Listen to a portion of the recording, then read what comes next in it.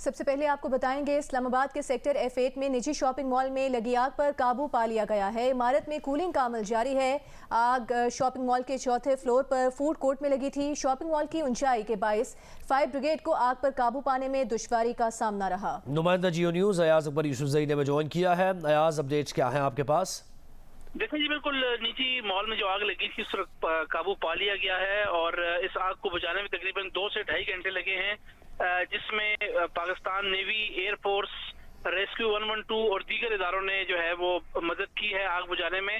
اس وقت آگ پہ قابو پا لیا گیا۔ کولنگ کا عمل اس وقت جاری ہے۔ چیف کمشنر اسلام آباد کیپٹن عثمان کے مطابق جو ہے وہ آگ مکمل طور پر اس وقت بجھ چکی ہے اور اس واقعے میں کوئی بھی ابھی تک کوئی جانی نقصان نہیں ہوا۔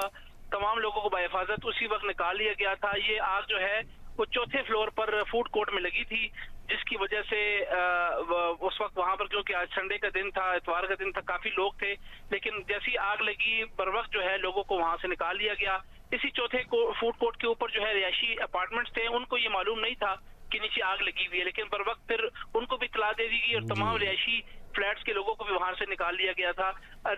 مالی نقصان تو کافی ہوا ہے، ایک فلور مکمل طور پر جل چکا ہے، کچھ رہائشی اپارٹمنٹس میں بری طرح متاثر ہو چکے ہیں، لیکن کچھ جانی نقصان نہیں ہوا، جس کی وجہ سے جو ہے وہ ابھی تمام مالز کو خالی کرا لیا گیا ہے۔ اور اسلام آباد پولیس کے مطابق جب یہ کولنگ کا عمل مکمل ہوگا، اس نجی شاپنگ مال کو سیل کر دیا آگ جائے گا۔ پر قابو پا لیا گیا ہے اور کولنگ کا عمل ابھی جاری ہے۔ بہت شکریہ ایاز اکبر یوسفزئی۔ وزیر اعظم شہباز شریف نے نجی مال میں آگ لگنے کا نوٹس لے لیا ہے۔ وزیر اعظم نے اسلام آباد میں متعلقہ اداروں اور حکام کو فوری کارروائی کی ہدایت کرتے ہوئے کہا ہے کہ بہت افسوس ہے معروف کاروباری مرکز میں یہ واقعہ ہوا۔